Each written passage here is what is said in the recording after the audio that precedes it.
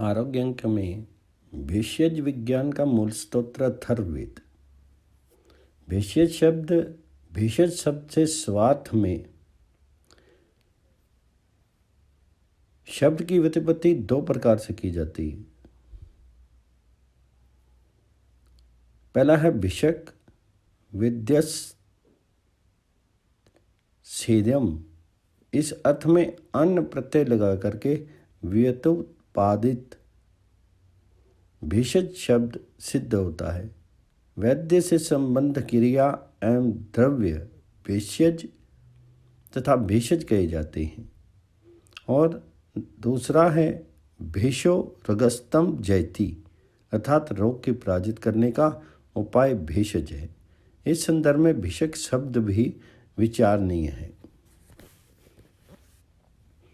भिषक शब्द की व्युत्पत्ति विभेति रोगो यस्मात् भी धातु से शुक प्रत्यय तथा ह्रस्व करने पर भिषक शब्द की निष्पत्ति होती है। इससे स्पष्ट है कि भेषज अथवा भेषज्य एवं भिषक शब्दों से प्राणी के रोग शमन का उपाय तथा उनका कर्ता विवक्षित है। अथर्ववेद में पर्याप्त रूप में भेषज विज्ञान का मूल प्राप्त होता है। इसी कारण आयुर्वेद के संहिताकारों ने अथर्ववेद से अपना संबंध बताया है। आचार्य चरक की उक्ति है,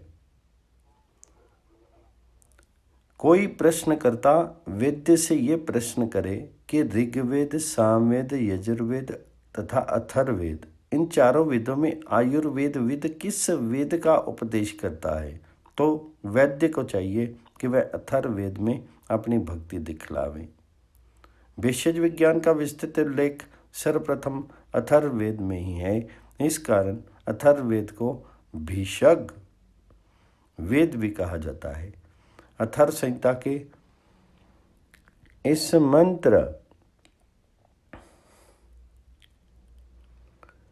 में इस भिषग वेद के रूप में अभिहित किया गया है। अथर्ववेद का एक दूसरा नाम अथर्व अंगिरस वेद भी है।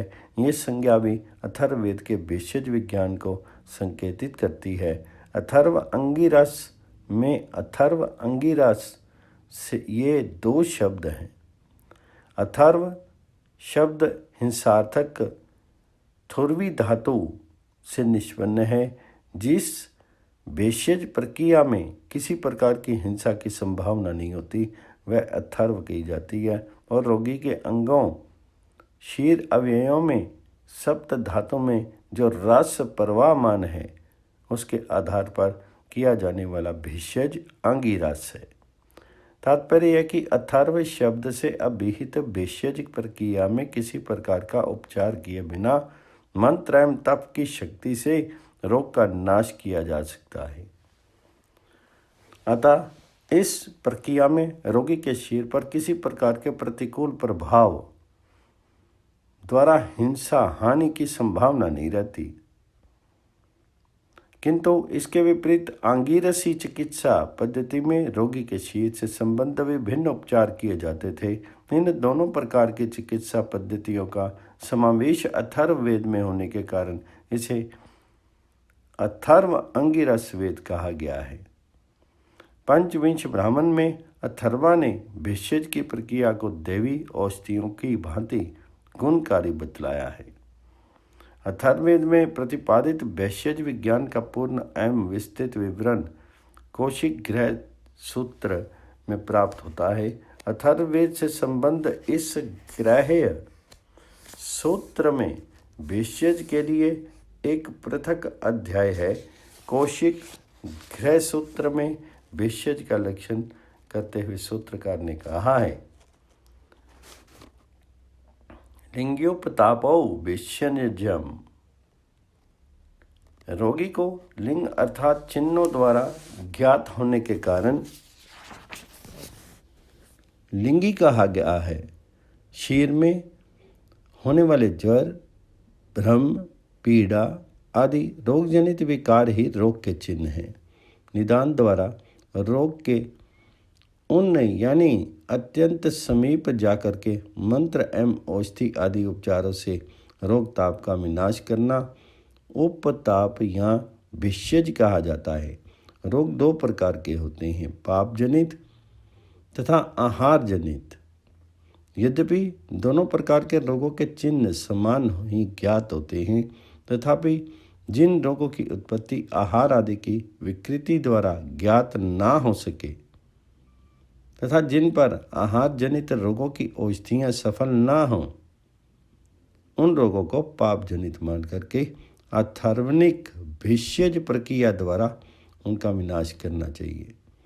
आहार आदि जनित व्याधियों पर अंगिरसी प्रक्रिया द्वारा विजय प्राप्त करनी चाहिए। कौशिक ग्रहकर्ता ने यह अभिमत वचनाद नियत सूत्र द्वारा प्रकट किया है। आयुर्वेद शास्त्र के प्राचीन आचार्यों ने भी अथर्ववेदिक भिषज प्रक्रिया के उपयुक्त सिद्धांत को प्राय यथावत स्वीकार किया है। इस संबंध में चरक संहिता का में ये उल्लेखनीय है, भिषज आश्रय भेद से दो प्रकार का होता है। पहला देव्याप आश्रय तथा दूसरा युक्ति व्य आश्रय। इसमें मंत्र, औषधि, मणि धारण, मंगल पाठ, बलि, उपहार, होम, नियम, प्रायश्चित, उपवास, दान, सस्त्यन पाठ, प्रणिपात, देवताओं की नम्रतापूर्वक नमस्कार, तीर्थ यात्रा आदि क्रियाओं द्वारा जो चिकित्सा होती है उसे देव्य आश्रय भिषज कहते हैं। संशोधन, वमन, विरेचन आदि उपशमन और प्रत्यक्ष फल देने वाली सभी क्रियाओं को युक्ति व आश्रय भिषज कहते हैं। अथर्ववेदिक औषधि प्रक्रियाएं।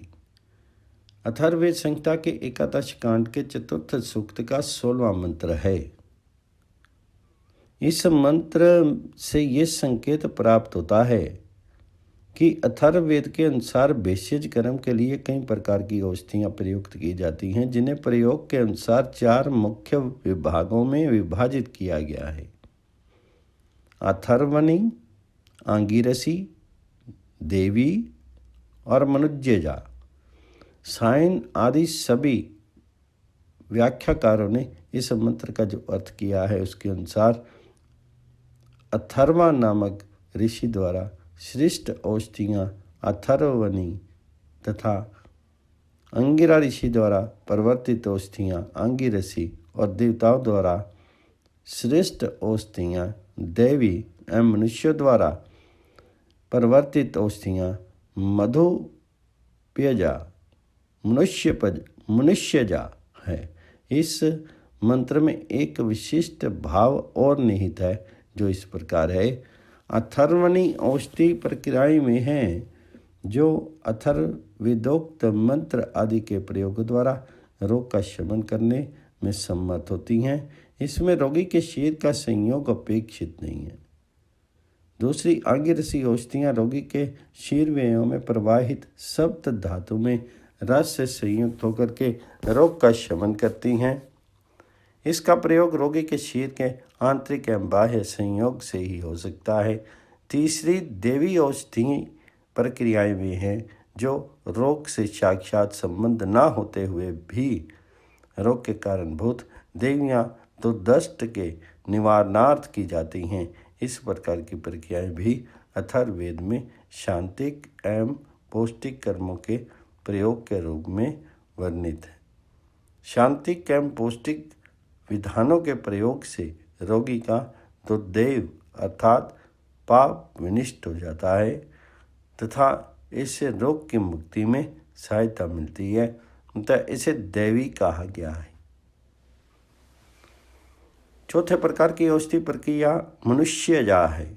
इसमें रोगी के शीघ्र स्वास्थ्य लाभ के लिए अन्य औषधियों के अतिरिक्त स्वच्छ वातावरण, सामंजस्य एवं अच्छी शुश्रूषा की परम आवश्यकता होती है। ये सब मनुष्यों द्वारा ही सम्यक रूप से किया जा सकता है, अतः इसको मनुष्यजा कहा गया है। आधुनिक चिकित्सा विज्ञान ने भी शीघ्र स्वास्थ्य लाभ के लिए स्वच्छता, शुश्रूषा तथा सद्व्यवहार का महत्व स्वीकार किया है। अथर्ववैदिक चिकित्सा विज्ञान में इस प्रणाली को मनुष्य का शब्द से व्याहत करते हुए इसके महत्ता स्वीकार की गई है। अथर्ववैदिक चिकित्सा पद्धति में इन चारों प्रकार की अथवा अपेक्षा अनुसार 3 या 2 प्रकार की औषधियों का एक साथ प्रयोग किया जाता था। इसके उदाहरणार्थ हम क्षेत्र के निवारण हेतु किए जाने वाले प्रयोग को ले सकते हैं। इस संबंध में कौशिक गृह सूत्र में निर्दिष्ट है। क्षेत्र के उपचार के लिए भृंगराज, हरिद्रा, इंद्रवारणी और औषधियों को पीस करके नक्तमजाता, अथर्ववेद तथा सपर्णोजाता सूक्तों से उनका अभिमंत्रण करना चाहिए। ये अथर्वन प्रक्रिया है। तदनंतर क्षेत्र के स्थान पर उनका लेप करना चाहिए। ये क्रिया अंगिरसी है। कौशिक गृह सूत्र मारुतान्य विहित के विधान के अनुसार देवी औषधि प्रक्रिया के रूप में मारुत कर्मों, वृष्टि कर्मों को भी क्षेत्र के निवारण हेतु करना चाहिए। यद्यपि मारुत कर्म भेषज अध्याय के अंतर्गत नहीं है, तथापि रोगी के पूर्व दुर्दृष्ट के निवारणार्थ इसका विधान किया गया है। ये स्पष्ट होता है मनुष्यजा औषधि प्रक्रिया के रूप में रोगी की शुश्रूषा आदि की आवश्यकता तो स्वभावतः सिद्ध है। इस प्रकार उक्त मंत्र द्वारा रोगों की चिकित्सा हेतु अथर्ववेद में चारों प्रकार की प्रक्रियाओं का एक साथ अथवा आवश्यकता के अनुसार 2 या 3 का प्रयोग प्रतिपादित किया गया है। अथर्ववेद के भाष्य में आचार्य सायन ने भी रुद्र भाष्यकार का मत उद्धृत करते हुए स्पष्ट किया है कि संहिता के जो सूक्त अथार्मिक चिकित्सा पद्धति में विनियुक्त हैं उनके द्वारा आज्य आदि त्रयोदश द्रव्यों का होम तथा उपस्थापन भी चिकित्सीय क्रिया के साथ किया जाना चाहिए। आयुर्वेद तथा अन्य लौकिक उपचारों में रोगों के शमनार्थ जिन औषधियों का उपयोग प्रचलित है उनका तदनुसार उपयोग करते हुए भी अथर्व संहिता के तत्व संबंधी मंत्रों का वाचन अथर्वणी चिकित्सा के रूप में करना चाहिए। यह कौशिक का अभिमत है। कौशिक गृह सूत्र का वचन इस प्रकार है कि जिन रोगों के शमनार्थ किसी प्रकार की औषधि वनस्पति का प्रयोग नहीं प्राप्त होता उनमें भी अन्य चिकित्सा प्रयोगों के साथ भेषज के अथर्ववेदीय मंत्रों का पाठ करना चाहिए। इससे औषधियों का प्रभाव अधिक हो जाता है। अथर्ववेद में अष्टांग आयुर्वेद का मूल भारतीय दृष्टि से संपूर्ण भेषज विज्ञान 8 भागों में विभक्त किया जाता है। पहला शल्य, दूसरा शालाक्य, तीसरा काय चिकित्सा, चौथी भूत विद्या, चौथी कौमार भृत्य, छठी अगस्त तंत्र, 7वीं रसायन तंत्र, 8वीं बाजीकरण। भेषज विज्ञान के ये सभी अंग अथर्ववेद में उपलब्ध होते हैं। पहला है शल्य। शल्य तंत्र का आधुनिक रूप ही शल्य विज्ञान है। अथर्ववेद में मूत्र एवं पुरीष का निरोध होने पर विष्टम ते अस्थिविलम आदि मंत्रों से चरम शिलाका या लो शिलाका द्वारा शल्य क्रिया करने का उल्लेख है। पशुओं की कृमि चिकित्सा में भी शल्य चिकित्सा का प्रयोग अथर्ववेद में उल्लिखित है। मंत्रों द्वारा कृमि युक्त स्थान की धर्म से शल्य क्रिया की जाती है। इसी प्रकार अन्य शल्य क्रियाओं का भी उल्लेख है। गंडमाला के भेषज प्रसंग में उदक रक्षिका एवं मशक नामक जीवों द्वारा दूषित रक्त निकालने का भी विधान किया गया है। दूसरा है शलाक्य। ग्रीवा से ऊपरी भाग की आंतरिक चिकित्सा शलाक्य के अंतर्गत आती है। अथर्ववेद में शिरोरोग के लिए विभिन्न प्रकार के उपचार किए होते हैं।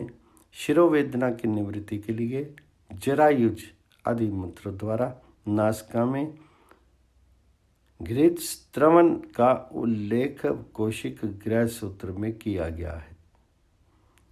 यथा घृतम नस्त। अक्षय रोगों के प्रशमनार्थ सर्प शुप के मूल शीरले को आँखों अनाभ्य आदि मंत्रों से आँखों में अंजन करना चाहिए। इसी प्रकार कर्ण, नासिका एवं मुख आदि से संबंधित रोगों के लिए भी अथर्ववेद में उपचार वर्णित है। केशों की वृद्धि, उन्हें काला तथा सुंदर रखना एवं गंजेपन के निवारण आदि के लिए भी औषधियों का निर्देश अथर्व संहिता में प्राप्त होता है। तीसरा है काय चिकित्सा। काय चिकित्सा के अंतर्गत उदर एवं शरीर से संबंधित ज्वर, यक्षमा, पक्षपात, स्त्राव, जलोदर, उदर शूल, वात, पित्त, कफ के अनेक विध रोग आते हैं। काय संबंधी चिकित्सा का उल्लेख अथर्ववेद में भेषज प्रकरण में सर्वाधिक एवं विस्तृत रूप से प्राप्त होता है। ज्वर को अथर्व संहिता में तकमन संज्ञा दी गई है तथा इसके कई प्रभेद भी निर्दिष्ट किए गए हैं। भिन्न भिन्न प्रकार के ज्वरों के लिए औषधियाँ, क्वाथ एवं अन्य उपचार वर्णित है। यह क्षमा के भी क्षेत्रीय या राज्य क्षमा आदि अनेक भेद एवं उपचार बतलाए गए हैं। रक्तस्राव के उपचारनार्थ पृष्णी पर्णी का लेपन तथा मूत्र पुरीष स्त्राव के लिए फांट पिलाने का विधान किया गया है। पक्षाघात में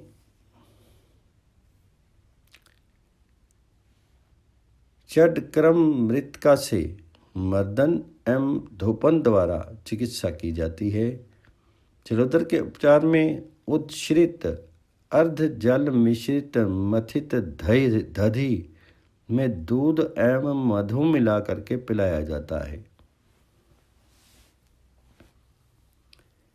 श्लेष्म, वात, पित्त विकारों के लिए घृत एवं मधु तेल आदि का भक्षण निर्दिष्ट किया गया है। इसके अतिरिक्त कुष्ठ, हृदरोग, पांडुरोग, अत्यंत तृषा, उदरशूल आदि अनेक रोगों की भेषज प्रक्रिया काय चिकित्सा के रूप में अथर्ववेद में वर्णित है। चौथा है भूत विद्या। इसके अंतर्गत यक्ष, पिशाच, असुर, नाग आदि के आवेश से दूषित चित्त वाले एवं उन्मत्त व्यक्ति की चिकित्सा आती है। इससे संबंध उपचार भी अथर्ववेद में वर्णित है। भयभीत व्यक्ति की सदम पुष्पा मणि के बंधन द्वारा भय मुक्त किया जाता है। सर्व औषधि का लेपन आदि भी एक तथ्य उल्लेखित है। पांचवा है कुमार भृत्य। बाल रोगों की चिकित्सा को कुमार भृत्य कहा गया है। समस्त स्त्री रोग तथा प्रसूति तंत्र भी इसमें अंतर्भूत किए जा सकते हैं। बाल रोगों की निवृत्ति के लिए यस्ते स्तना ऋचा से स्तनपान का विधान है। बाल क्रियाओं के निवारणार्थ बालक को नवनीत प्राशन कराना चाहिए तथा तप्त मुसल द्वारा बालक के तालू को सेकना चाहिए। प्रसूति एवं स्त्री संबंधी रोगों के भेषज भी अथर्ववेद में विशद रूप से प्राप्त होते हैं। गर्भस्राव के निवारणार्थ एवं गर्भ संधारण आदि के लिए विधि विभिन्न चिकित्साओं का उल्लेखनीय है। सुखपूर्वक प्रसव के लिए भी अथर्व संहिता में कई विधान प्राप्त होते हैं। छठा है अगध तंत्र। विष तंत्र का भी पर्याय अगध तंत्र है। विभिन्न प्रकार के विषैले जीवों से रक्षा एवं विषयों के प्रतिकार आदि के लिए चिकित्सा अगध तंत्र के अंतर्गत आती है। अथर्ववेद में स्कंद नामक विशेष विष की निवृत्ति के लिए वारिदम वार्याते आदि मंत्रों से अभिमंत्रित जल का पान विषग्रस्त व्यक्ति को कराया जाता है। मल द्वारा विष निकालने के लिए धतूरे के फलों को खिलाया जाता है। हृदय के साथ घृत पिला करके भी विष का उपचार किया जाता है। दस्त शीरवे को वस्त्र द्वारा बांधे जाने का तथा विषग्रस्त व्यक्ति को की शिखा को भी बांधे जाने का विधान किया है। दस्त अव्यय को तृण जला करके प्रतप्त किया जाता है। विष के प्रभाव का निराकरण करने हेतु तो मधुमक्षिका के नीड़ को भक्षण कराने का विधान भी उल्लिखित है। इस प्रकार विष निर्हरण के नाना उपाय अथर्ववेद से ज्ञात होते हैं। सातवां है रसायन तंत्र। अथर्व संहिता में रसायन तंत्र से संबंधित अधिक मंत्र तो नहीं प्राप्त होते, किंतु कतिपय पौष्टिक कर्मों के अंतर्गत धातुओं के निर्माण एवं उपयोग की प्रक्रिया का संकेत प्राप्त होता है। अथर्ववेद के अनुसार हिरण्यमणि धारण से आयुष्य एवं वर्चस्व की वृद्धि होती है।